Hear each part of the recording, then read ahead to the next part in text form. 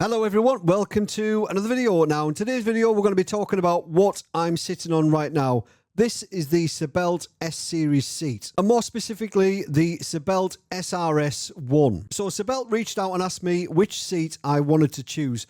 There was the S series, the P series and the X series. But I didn't want to go all in and just get the most expensive one.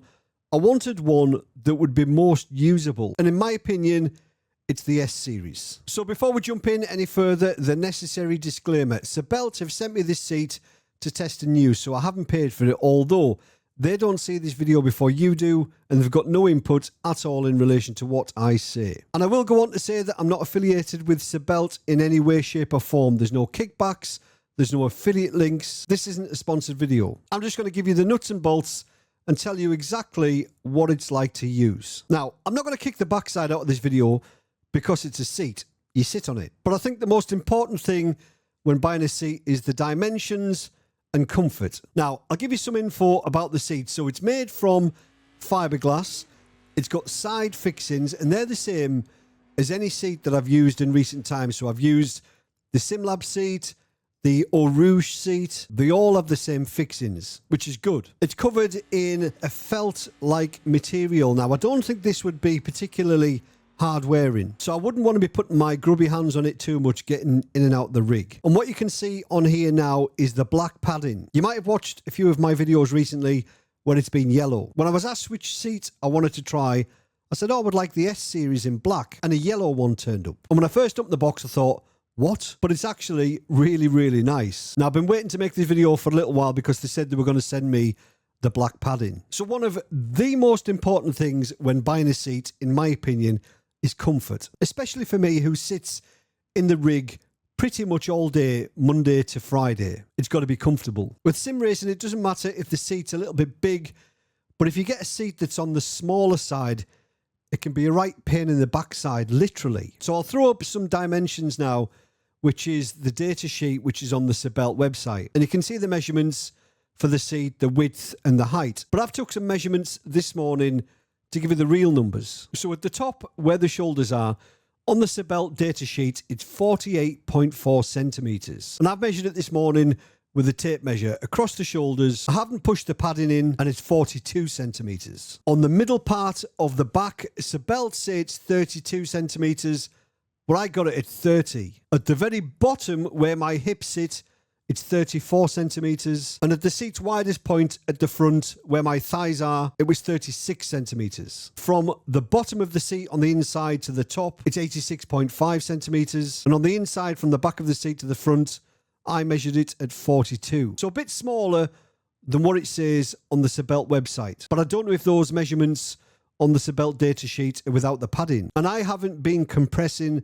the padding when taking those measurements. So there is probably a couple of centimeters either side when the padding actually compresses. So I'm 5'10" tall, about 178 centimeters. And when I started using this seat, well, I was carrying a little bit of holiday weight. I was 228 pounds, and I fit into the seat at that weight just fine. I've been on a bit of a health kick lately, and I'm down to 210 pounds, and it's lovely, really comfortable. Even with the brand new padding that I've just put in, it's fine. But I would say if you're probably 250 pounds up, this might be a little bit small on the midsection area. Now, on to the most important thing, comfort. Now, I've spent a lot of time in this seat, and this is hands down the most comfortable sim racing seat I've ever had. It's not the most plush, it's not the softest, but my body position when sitting in the seat is brilliant, really comfortable. There are days when I've been sat in this seat pretty much all day and it's been completely fine. No discomfort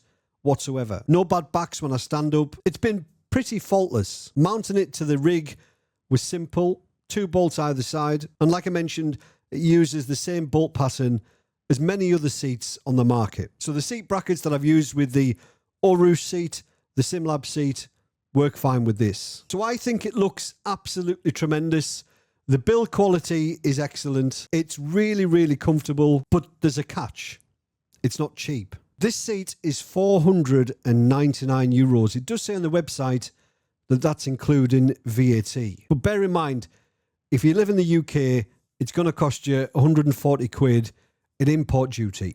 Trust me, I know. But is it worth it? Well, it depends how deep your pockets are. That's always very subjective. Would I spend 500 euros on a seat? Well, me, personally, yes. But that's because I spend all day in the rig. Comfort is probably the most important thing to me. I mean, let's face it, I'm not getting any younger. I mean, I'm not ready for my pipe and slippers, but I do need this seat to be comfortable. And this is more comfortable than the Sparco R333 seat that I've got on the other rig. And that's not a sports seat like this one. That's a recliner. Soft, but this is more comfortable. And that's all because of the seat design and the position that you're in when you sat in it. It's got all the right support in all the right places. Now, I mentioned at the beginning that when I got this seat, it had the yellow padding. That literally took 2 minutes to change. You've got the bottom part, the back, the two sides, and the head pad. And it looks incredible in yellow, but I do like a black seat. So I'm not going to kick the backside out of this video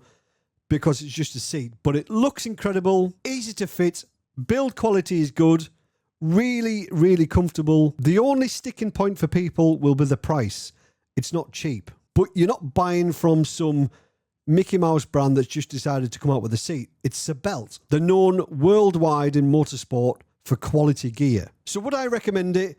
Yes, I would, if you've got deep enough pockets. So I want to say thank you to Sabelt for sending me this seat to test and use. I will leave a link down below in the description. Bear in mind, that's not an affiliate link.